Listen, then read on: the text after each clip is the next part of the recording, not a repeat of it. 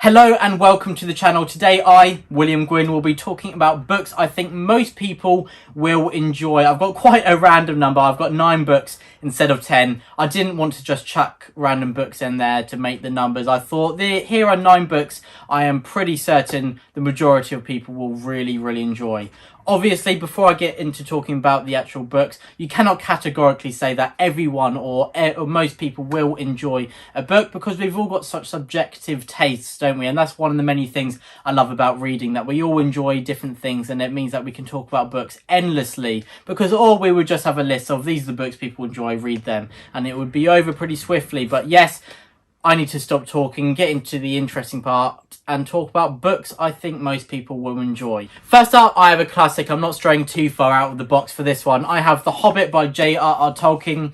This is a book that many people say is the first book that they really love, because many people have to read it at primary school when they're very young, and so yes, The Hobbit often has a lot of sentimental value as well, and especially with the Hobbit films now, whole new generation growing up with them, me included, absolutely adore them, and the Lord of the Rings films, of course. The Hobbit, this is an adventure tale. I mean, I doubt anyone needs me to tell them what it's about, but I love that this is about friendship, camaraderie, and then a sprinkling of adventure over the top. That is really enjoyable. It's got mythical creatures like dragons in there that is always fun to encounter, and Tolkien does a great job of interweaving all these different themes and events to create a really engaging tale that is actually quite emotional as well. And I think The Hobbit is one that almost everyone will enjoy. So now it's quite hard to follow up from The Hobbit, but The Blade itself by Joe Abercrombie. So this is epic fantasy, and I think that if you're not a fantasy reader, I would recommend reading The Blade itself. This is quite dark. It's a lot of dark humour. Some people may not enjoy that,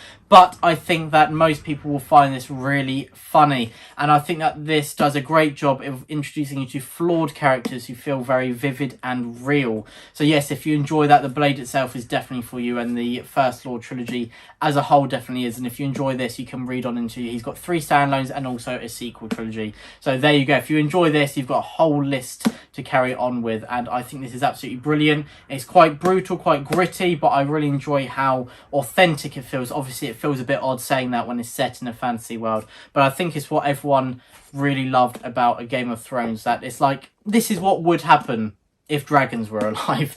And so yeah, The Blade itself does feel in that vein, and is called part of the subgenre of grimdark fantasy, and it's one that I'd recommend to everyone. Now next up, I have a Greek retelling, and that is Cersei, or Circe. I'm sorry, I'm not great at pronunciations, as I said in my intro video.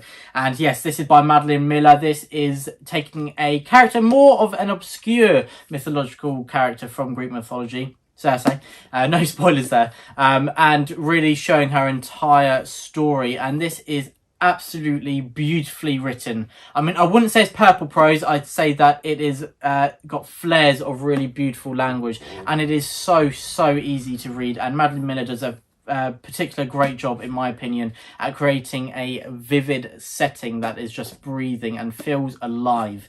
And yes, in this I love how we interact with so many Greek myths that are very famous now, and I absolutely adore how Circe interweaves in and out of these. Often she hears about events that have happened, but also she has a role which, while maybe quite small in some ways, seems to impact the entire outcome, and I love the idea of that. And there are many twists and turns on the way through this, and Madeline Miller does a great job of really presenting some of the gods. And yes, it's very funny at times, but very serious in others, and I think it's a book most people will enjoy. Next up, I have The Shadow of the Gods, book 1 of the Bloodstorm by Papa John Gwynne. So this takes the idea of what would happen in the aftermath of Ragnarok. So in case you don't know, Ragnarok is an event in Norse mythology, which is basically the cataclysm, the whole crescendo of the ending of the world, but also the birth of a new beginning. And it is where most of the gods and everyone who's ever died is in a huge battle, and almost no one survives. And so this is what would happen in the aftermath. So the gods have died and humans are left, and what are they going to do as the world has been torn and rent by this struggle, and the scars of the war is still seen generations after. And The Shadow of the Gods takes a takes that premise, and we follow a few groups of warriors, and we have the tropes of found family, tales of vengeance, and much, much more. And yes, this is a book that I think is absolutely beautifully written. It's stripped back, very accessible, and very fast paced. I think that's a theme with many of these, that books that many people seem to enjoy are ones that are fast paced. I feel the slower paced ones, whilst I absolutely adore many, I think you have to be more into that similar vein of books, whilst fast paced books seem to be more enjoyable to a wider viewership of people, in my opinion. Obviously there are exceptions, but that's kind of what I've spotted in many books. But yeah, that is The Shadow of the Gods. Next up, I have some historical fiction, and that is Gates of Fire by Stephen Pressfield. So this is a standalone, so first off, that's great. Don't have to commit to a large series, which it's always great to have a standalone. There's not enough of them around these days. So yes, that is a bonus already, and this is an epic retelling of the historical event of Thermopylae, or better known nowadays as 300. So yes, the story of when 300 Spartans, plus a few other people who aren't mentioned as much, held the pass of Thermopylae against the huge Persian army. The figure of 1 million is often thrown about. We're not 100% sure if that is accurate, but it was definitely huge and rarely seen in this ancient world. And this is historical fiction at its finest, in my opinion. It centers on the Greco-Persian Wars, as I've said, and I think there's a brilliant job at showing the brutality of many of the Greek states and their hegemonic values, but also this is a tale of camaraderie and love, and it's quite philosophical as well. The idea of sacrificing yourself for a greater ideal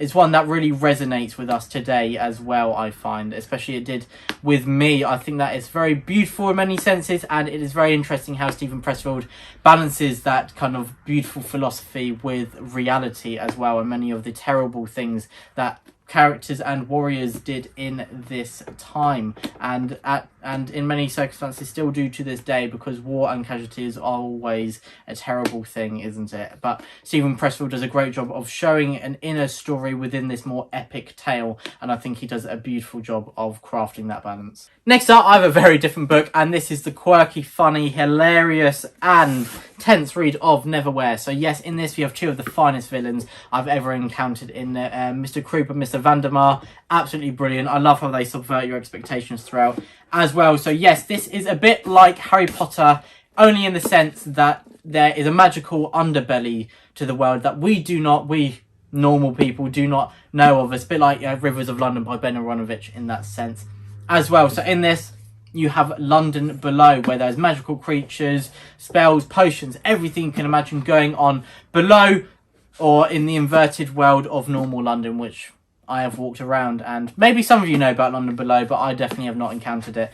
And Neil Gaiman does a great job of subverting your expectations in this. There's some fantastic characters, and I love how the main character, he is someone who is seen as normal, lives in London above the normal world as we see it, and he somehow falls into this world and becomes intertwined with some big events. And I love just how lost he is and his reactions to so much of what is going on. I do feel like I would be that lost and just useless, and Neil Gaiman does a great job of having this band of characters together, and yeah, it's just absolutely brilliant. And I love Neil Gaiman's prose. I think he does a brilliant job of really engaging you as a reader. It's very accessible, and yeah, he really knows how to craft a different tone and atmosphere to many writers. Alright, I've only got 3 more to go. I'm sorry, I'm talking a lot, but now, as I said, 3 to go, and I have next up The Road by Cormac McCarthy. So this is an apocalyptic tale in the sense that we do not know if there's been a nuclear war or an environmental crisis, or perhaps something else that has happened that has severely damaged the world,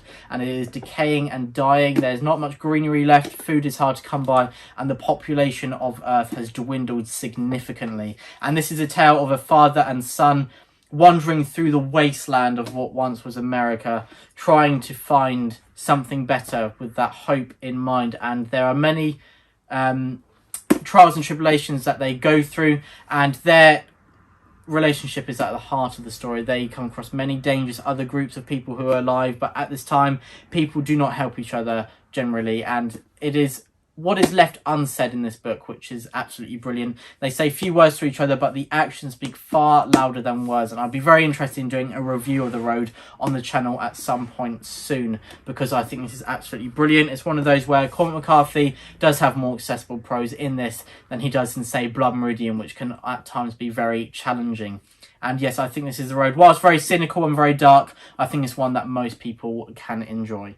My penultimate book is historical fiction, but also following the Arthurian legend, and it is The Winter King, book 1 of the Warlord Chronicles by Bernard Cornwell. Perhaps he is now better known for writing The Last Kingdom, which has been adapted onto Netflix, but personally I think this is his best series. The Winter King, the first 50 pages I'd say a bit info dumpy, but beyond that, this and the rest of the trilogy are in my top 10 books of all time. So yes, this is historical fiction, so strips away many of the fantastical elements that we know and I particularly love about Arthurian legend, but this goes back to many of the historical details and what if Arthur really existed, so that time just after the Romans have left Britain. And we have an absolutely superb cast of characters here. Derval is the main perspective and he is absolutely brilliant. He makes mistakes which makes him feel real and vivid and alive, but he is just so lovely. What a man. I mean, I absolutely adore him as a character.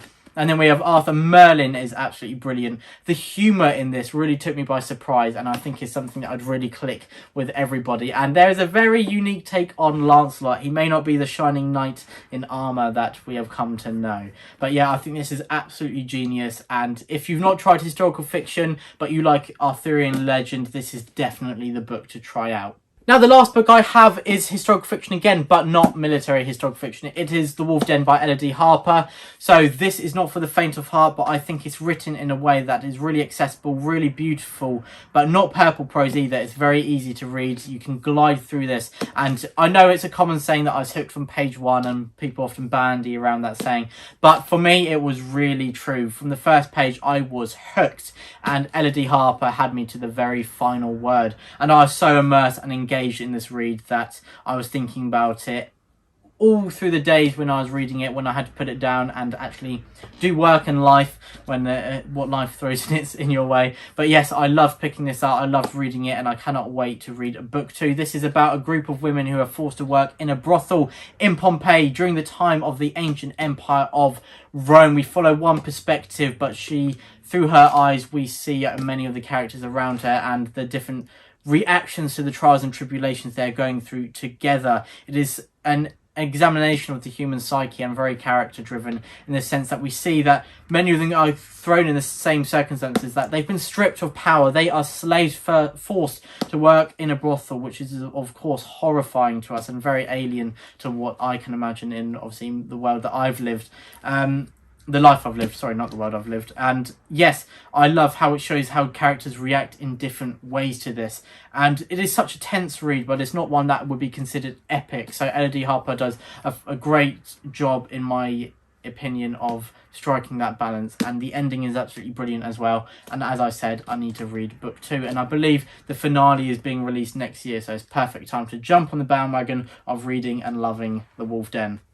So there we go. That is just a few books, 9 books to be exact, that I think most people will enjoy. Obviously, as I said before, not everyone will enjoy these. It's impossible to find a book that everyone will love, but I believe the majority of people will really enjoy this. And I really encourage people to go out of their comfort zones and read books that differ in the normal genres that they read, because this covers a wide range of books, does it not? I am quite a random reader in that sense, but I think it's very important to keep reading fresh and alive, and I find that it really helps me avoid reading slumps. And so yes, please do let me know in the comments below if any of these intrigue you, or let me know any books that you've already read here and what your opinion on them was.